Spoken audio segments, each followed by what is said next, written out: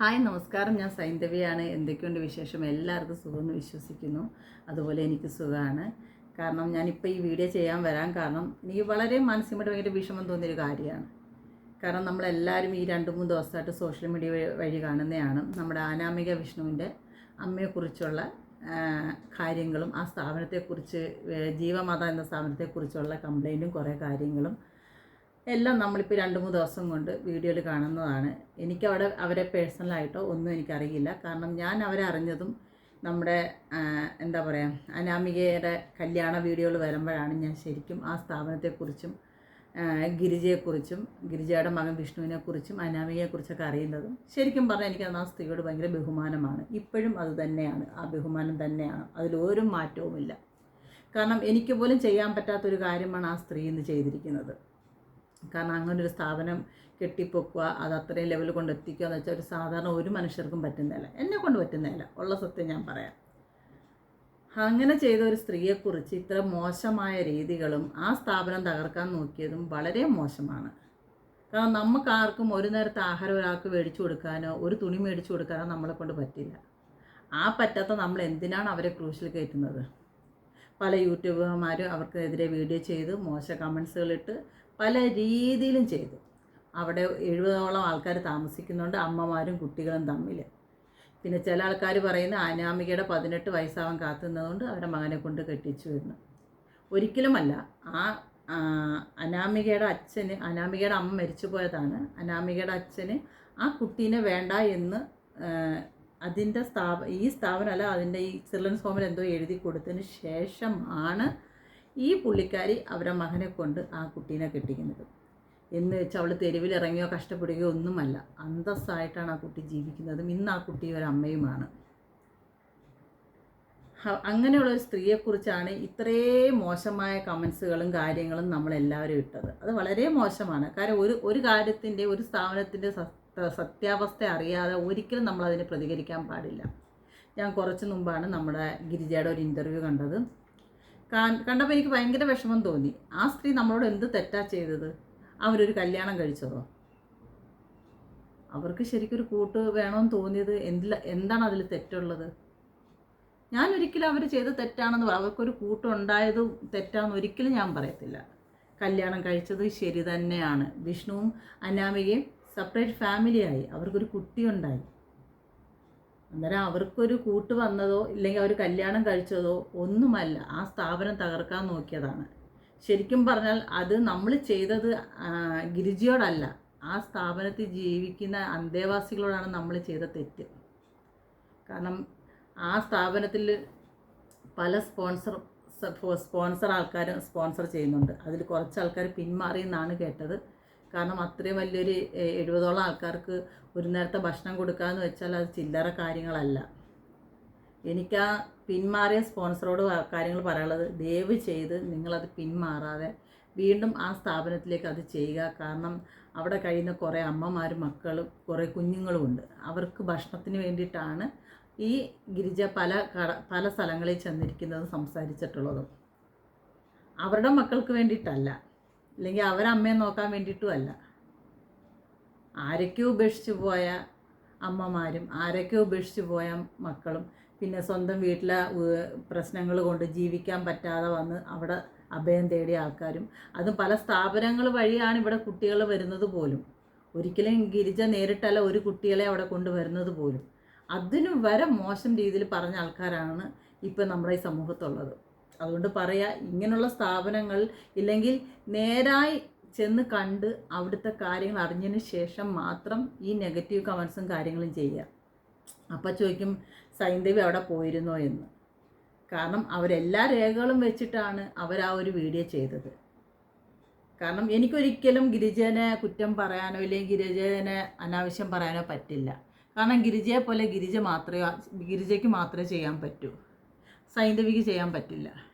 അന്നേരം അവരങ്ങനെയുള്ള ആൾക്കാർ ചെയ്യുമ്പോൾ അവർ നമ്മൾ സപ്പോർട്ട് ചെയ്യുകയാണ് വേണ്ടത്, കൂടെ നിൽക്കുകയാണ് വേണ്ടത്. അല്ലാതെ ആ ഒരു സ്ഥാപനത്തിന് അങ്ങനെയാണ് ഇങ്ങനെയാണ്, അവിടെയുള്ള അമ്മമാർ കഷ്ടപ്പെട്ടാണ് ഇല്ലെങ്കിൽ മക്കൾ കഷ്ടപ്പെട്ടാണ് അവിടെ കഴിഞ്ഞുകൂടുന്ന, ആഹാരമില്ല, അതെന്നൊക്കെ പറയുന്നത് വളരെ മോശമാണ്. ഒരിക്കലും അങ്ങനെ ചെയ്യാൻ പാടില്ലായിരുന്നു. യൂട്യൂബ് എന്ന് പറയുന്ന ഈ വലിയൊരു പ്ലാറ്റ്ഫോം വായി തോന്നുന്നതോ എന്തും വിളിച്ചു പറയാനുള്ള ഒരു പ്ലാറ്റ്ഫോം അല്ല. നെറിയും കണ്ട് അറിഞ്ഞ് പറയാനുള്ളൊരു പ്ലാറ്റ്ഫോമാണ്.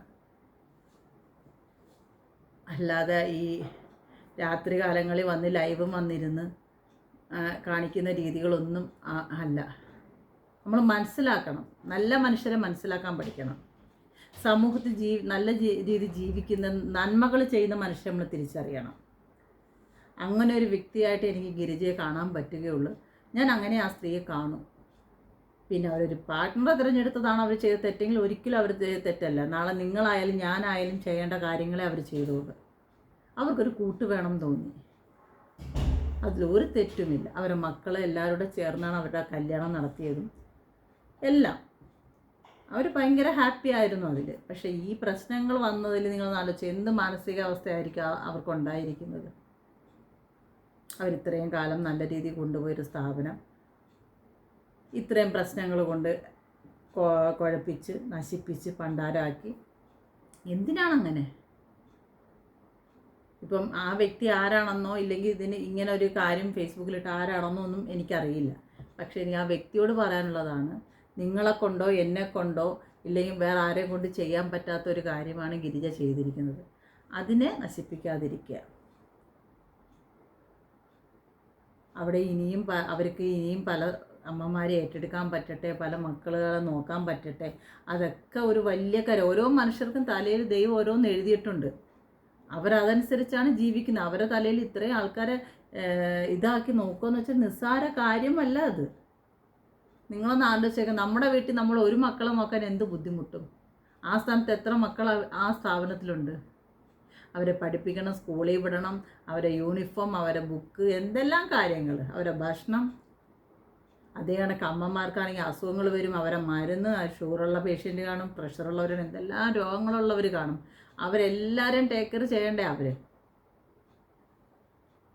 അത്രയും ചെയ്യുന്നൊരു സ്ത്രീയെ ചെന്ന് നമ്മൾ ഇത്രയും മോശമായി സംസാരിക്കുക, ഇല്ലെങ്കിൽ അങ്ങനെ പറയുക ഇങ്ങനെ പറയുക, അതൊക്കെ വളരെ മോശമാണ്. അവരെ മോനെ അധ്വാനിക്കാനുള്ള കഴിവുണ്ട് അനാമികയെ നോക്കാൻ. അനാമികയെ നോക്കുന്നുണ്ട്. അനാമിക സന്തോഷവതിയാണ്. ഭയങ്കര ഹാപ്പി ആയിട്ടാണ് അനാമിക ജീവിക്കുന്നത്. അവൾക്ക് ദൈവം നല്ല വരെയാണ് തലയിൽ എഴുതിയിരിക്കുന്നത്. അതുകൊണ്ടാണ് ഇങ്ങനെ ഒരു അമ്മയും ഇങ്ങനെ ഒരു ഹസ്ബൻഡിനെ അവൾക്ക് കിട്ടിയത്. ഇപ്പോൾ ഒരു കുട്ടിയുടെ അമ്മയുമായി. ഇനി അവളെ അങ്ങനെ ആരും അനാഥയെന്ന് പറയുന്നതൊക്കെ വളരെ മോശമാണ്. അവൾക്ക് ഹസ്ബൻഡുണ്ട്, ഒരു കുട്ടിയുണ്ട്, അമ്മയുണ്ട്, പിന്നെ ഇപ്പോൾ അവർക്കൊരു അച്ഛനുമുണ്ട്. പിന്നെ ഏതോ ഒരു സഹോദരി ഉണ്ടെന്ന് തോന്നി. എനിക്കതിൻ്റെ വ്യക്തമായ കാര്യങ്ങൾ അറിയില്ല. അതുകൊണ്ട് അന്നേരം ദയവ് ചെയ്ത് ഇങ്ങനെയുള്ള ഉപദ്രവങ്ങൾ ഒരു മനുഷ്യർക്കും ചെയ്യാതിരിക്കുക. അന്നേരം അവർ ചെയ്യുന്ന പ്രവൃത്തിയിൽ അവർ സന്തുഷ്ടവതിയാണ്. ദൈവം അവർക്ക് നല്ലതേ കൊടുക്കൂ. അവർ നല്ലോണം ഈ തകർക്കാൻ വന്നതെല്ലാം ദൈവം തടഞ്ഞു നിർത്തും. അത് 100% ഉറപ്പാണ്. കാരണം അവർ ചെയ്യുന്ന നല്ല പ്രവൃത്തിയാണ്, ഒരിക്കലും ഒരു മോശപ്പെട്ട പ്രവൃത്തിയല്ല. അന്നേരം ദൈവം അവർക്ക് നല്ലത് കൊടുക്കുമെന്ന് 100% ആണ്. കാരണം എനിക്കോ നിങ്ങൾക്കോ ഒന്നും ചെയ്യാൻ പറ്റാത്തൊരു നല്ല പുണ്യ പ്രവൃത്തിയാണ് ഗിരിജ ചെയ്യുന്നത്. അതുകൊണ്ട് നമുക്ക് അവരെ ഉപദ്രവിക്കാതിരിക്കുക. പിന്നെ നമ്മളെ കൊണ്ട് പറ്റുന്ന സഹായം അവർക്ക് ചെയ്യുക. ഒരു പുണ്യപ്രവൃത്തിയാണ്. ഒരാൾക്ക് ഒരു ഭക്ഷണം കൊടുക്കുക എന്ന് പറഞ്ഞാൽ അത് നല്ല പുണ്യപ്രവൃത്തി തന്നെയാണ്. ഇപ്പം ഞാനായാലും നിങ്ങളായാലും നാളെ നമ്മുടെയൊക്കെ വിധി എന്താണെന്നറിയില്ല. നമ്മളൊക്കെ ഏജും ഒക്കെ ആർക്കും ഈ ഏജിൽ നിന്ന് കുറഞ്ഞ് ചെറുപ്പത്തിലോട്ടല്ല പോകുന്നത്. ചെറുപ്പം ഓരോ ചെറുപ്പമായി നമ്മൾ ഏജിലോട്ടാണ് പോകുന്നത്. ആ ടൈമിൽ നമ്മുടെ മക്കൾ നോക്കുമെന്ന് പോലും നമുക്കറിയില്ല. എനിക്കിപ്പോഴേ അറിയാം എൻ്റെ മകളെന്നെ നോക്കില്ല എന്ന്. 100% ഉറപ്പാണ്. മോനൂസേ ഉള്ളൂ നോക്കാം. അത് ദൈവം ഞാൻ ചെയ്ത ഏതെങ്കിലും ഒരു പുണ്യപ്രവൃത്തിയിലായിരിക്കും ഇന്ന് എൻ്റെ മോനൂസ് എൻ്റെ പൊന്നുപോലെ നോക്കുന്നത്. എനിക്ക് അങ്ങനെ പറയാനാണ് ഇഷ്ടം. ഞാൻ ഏതെങ്കിലും ഒരു ജന്മത്തിൽ ഏതെങ്കിലും ഒരു പുണ്യപ്രവൃത്തി ചെയ്തത് കൊണ്ടാണ് എനിക്കൊരു മകനെ ദൈവം തന്നത്. അന്നേരം തൊഴുത് പറയുകയാണ് സഹോദരങ്ങളെ, ഇങ്ങനെയുള്ള വീഡിയോകൾ കാണാതിരിക്കുക, അവരെ നശിപ്പിക്കാതിരിക്കുക, പറ്റുന്ന രീതിയിൽ ആ സ്ഥാപനത്തെ ഹെൽപ്പ് ചെയ്യുക, നല്ലത് മാത്രം വരട്ടെ എന്ന് പ്രാർത്ഥിക്കുക. നമുക്കിതൊക്കെ നമ്മളെക്കൊണ്ട് ചെയ്യാൻ പറ്റൂ. അല്ലാതെ ഒരു സ്ഥാപനം അത്രയും ജീവിക്കുന്ന അമ്മമാരും ആ കുഞ്ഞുമക്കളും ജീവിക്കുന്ന ആ സ്ഥാപനത്തെ തകർക്കാൻ നോക്കാതിരിക്കുക. അത് നല്ല രീതിയിൽ പ്രവർത്തിക്കട്ടെ. ആൾക്കാർക്ക് ചെയ്യാൻ പറ്റുന്ന രീതിയിൽ ഹെൽപ്പ് ചെയ്യുക. അവിടുത്തെ ആൾക്കാർ ആഹാരം കഴിക്കട്ടെ, ഇല്ലെങ്കിൽ മക്കൾ സ്കൂളിൽ പോട്ട്. അവിടെ കുറേ മക്കൾ ഉണ്ട്, കുറേ മക്കളുണ്ടെന്നാണ് ഗിരിജ പറയുന്നത്. അവരൊക്കെ നല്ല രീതിയിൽ പഠിക്കട്ടെ, അവരൊക്കെ വലിയ വലിയ ഉയർച്ചയിലെത്തട്ടെ. പിന്നെ ഗിരിജ ചെയ്ത മാതിരി ഇതേ കണക്ക് പ്രായപൂർത്തിയായ പെൺമക്കളോടുണ്ടെങ്കിൽ അവരെ കല്യാണം കഴിക്കാൻ ആരെങ്കിലുമൊക്കെ മുന്നോട്ട് നിന്ന് അവരെ കല്യാണം കഴിക്കട്ടെ. ഇതൊക്കെ എനിക്ക് പറയാനിട്ട്. കാരണം ഞാൻ ആ സ്ത്രീക്ക് സപ്പോർട്ട് തന്നെ ചെയ്യും, മാനസികമായിട്ടായാലും എന്ത് രീതിയിലായാലും. കാരണം എനിക്ക് അവരോട് ഭയങ്കര ബഹുമാനമുള്ളതാണ്. അവർ നല്ല പ്രവൃത്തി ചെയ്യുന്നൊരു സ്ത്രീയാന്നുള്ള രീതിയിൽ എനിക്ക് ആ സ്ത്രീയോട് ഭയങ്കര ബഹുമാനമാണ്. കാരണം നമ്മളാരും വിചാരിച്ചാൽ ഗിരിജയെ തകർക്കാൻ പറ്റത്തില്ല, ദൈവം വിചാരിക്കണം. കാരണം ഗിരിജ അത്ര നല്ലൊരു പുണ്യപ്രവൃത്തി ചെയ്യുന്ന സ്ത്രീയാണ്. അതുകൊണ്ട് മനുഷ്യരായ നമ്മൾ ചെറുത്താൻ മനസ്സ് വെച്ച് അവരെ കാണാതിരിക്കുക. അവർ ചെയ്യുന്ന പ്രവൃത്തി മാത്രം ചിന്തിക്കുക. അവർ നല്ലൊരു പുണ്യപ്രവൃത്തി ചെയ്യുന്നു. ആരുമില്ലാത്ത അമ്മമാർക്ക് ഒരു നേരത്തെ വെള്ളം കൊടുക്കാമെന്ന് വെച്ചാൽ അത് വലുതാണ്. കാരണം ഞാനൊരു അമ്മയാണ്, എനിക്ക് ആഗ്രഹമുണ്ട് എൻ്റെ മകൾ എന്നെ നോക്കണമെന്ന്. പക്ഷെ എൻ്റെ മകൾ എന്നെ നോക്കാറില്ല. എനിക്കും ആഗ്രഹമാണ്. അതുപോലെ എത്ര അമ്മമാർ അവിടെ ഉണ്ട്. അതെന്താ ഒരമ്മയ്ക്ക് ഒരമ്മയുടെ വേദന മനസ്സിലാവൂ. കാരണം ഞാനും എൻ്റെ മകൾ എന്നെ ഉപേക്ഷിച്ച് പോയ മാതിരി തന്നെയാണ്. നിങ്ങൾ നോക്കുമ്പോൾ സായ എന്താ വന്നിരിക്കുന്നത്, സൈന്ധവി എന്താ വന്നിരിക്കുന്നു. ഇപ്പോൾ സായ എന്ന് പറഞ്ഞ എൻ്റെ പേര് സൈന്ധവി സായ എന്നാണ് കേട്ടോ. അതുകൊണ്ടാണ് ഈ സായ എന്നിടയ്ക്ക് വരുന്നത്, വന്നിരിക്കുന്നത്, വീഡിയോ ചെയ്യുന്നത്. എനിക്ക് എൻ്റെ മനസ്സിനോട് ഭയങ്കര വിഷമമുണ്ട് എൻ്റെ മകൾ എന്നെ ഉപേക്ഷിച്ച് പോയതിൽ. കാരണം കുറേ വർഷം കഴിയുമ്പോഴും കുറേ കാലം കഴിയുമ്പോഴും ചിലപ്പോൾ ഞാനും അങ്ങനെ ഒരു സ്ഥാപനത്തിൽ പോകേണ്ട വരും.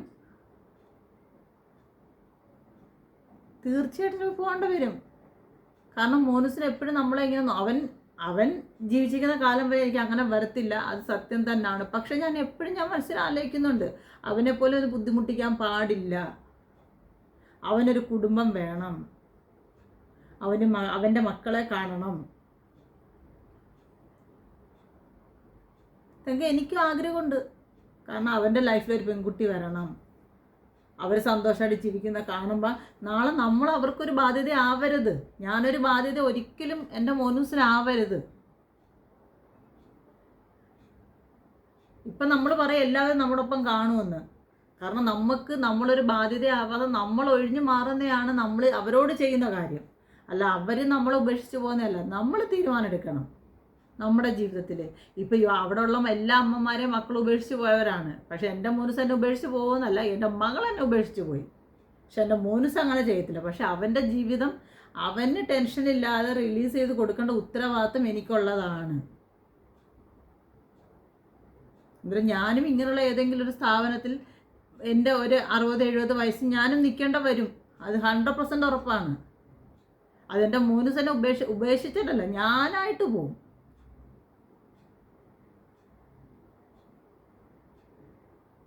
അതെൻ്റെ തീരുമാനമാണ്.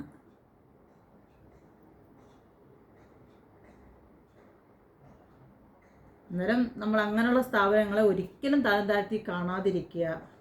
അതുകൊണ്ട് ദൈവത്തെ ഓർത്ത് ഇങ്ങനെ നെഗറ്റീവ് പറഞ്ഞ ആൾക്കാരെല്ലായിടത്തും പറയാണ്, ആ സ്ഥാപനത്തെയും ആ കുടുംബത്തെയും വെറുതെ വിട്. അവർ ആ സ്പോൺസറെ നഷ്ടപ്പെടുത്താതിരിക്കുക. നമുക്കൊന്നും ചെയ്യാൻ പറ്റത്തില്ല. കാരണം അവിടുത്തെ ഉള്ള ആൾക്കാർ ആഹാരം കഴിക്കണം, അവർക്ക് വസ്ത്രം മേടിക്കണം, മരുന്ന് മേടിക്കണം, എല്ലാം ചെയ്യണം. അതൊക്കെ കേട്ട ഭയങ്കര വിഷമമായി മാനസികമായിട്ട്. കാരണം എനിക്കൊന്നും അങ്ങനെ ചെന്ന് ചെയ്യാൻ പറ്റുന്നൊരു വ്യക്തിയല്ല.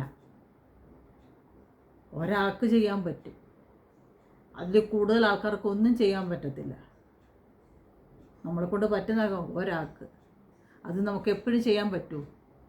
ഒന്ന് ആലോചിച്ച് നോക്ക്. ആ സ്ഥാപനത്തിൻ്റെ സ്പോൺസർമാരോട് കൈയെടുത്ത് പറയുക, ആ സ്പോൺസർഷിപ്പും പിൻവലിക്കരുത്, അവരെ ഹെൽപ്പ് ചെയ്യുക. അതിൽ നിന്ന് വല്ലവരുടെയും വാക്ക് കേട്ടുകൊണ്ട് അതിൽ നിന്ന് പിന്മാറുകയേ ചെയ്യരുത്. അതൊരിക്കലും ആ അമ്മയോടും ആ അമ്മമാരോടും ആ മക്കളോടും ചെയ്യുന്ന ഒരു വലിയ ക്രൂരതയാവും. കാരണം നമ്മൾ ചെയ്യുന്ന പ്രവർത്തിക്കാണ് നമുക്ക് നാളെ ഒരു ജീവിതം ഉള്ളത്. അതുകൊണ്ട് നിങ്ങൾ ഇത്രയും കാലം ചെയ്തത് കണക്കിനെ തുടർന്ന് അവിടെ സ്പോൺസർഷിപ്പ് ഇനിയും ചെയ്യണമെന്നാണ് എൻ്റെ ഒരു ആഗ്രഹം. എനിക്ക് നിങ്ങൾ ആരാന്ന് പോലും അറിയില്ല, അതുകൊണ്ടാണ് ഞാൻ നിങ്ങളോട് അപേക്ഷിക്കുന്നത്. ഒരു അനിയത്തിയുടെയോ അല്ലെങ്കിൽ ഒരു ചേച്ചിയുടെയോ ഒരു അമ്മയുടെയോ അല്ലെങ്കിൽ ഒരു സഹോദരിയുടെയോ ആരുടെ രീതിയിൽ വേണമെങ്കിൽ ഞാൻ നിങ്ങളോട് പറയുകയാണ്, ഒരിക്കലും അവിടുത്തെ സ്പോൺസർഷിപ്പ് പിൻവലിക്കരുത്. അപ്പോൾ ഇന്ന് എനിക്ക് പറയാനുള്ള വീഡിയോ ഇതാണ്. നാളെ നമുക്ക് നല്ലൊരു വീഡിയോ ആയിട്ട് വീണ്ടും വരാം. അപ്പോൾ എല്ലാവരും സന്തോഷ സമാധാനത്തോടെ ഇരിക്കും. Okay, bye bye, Tata.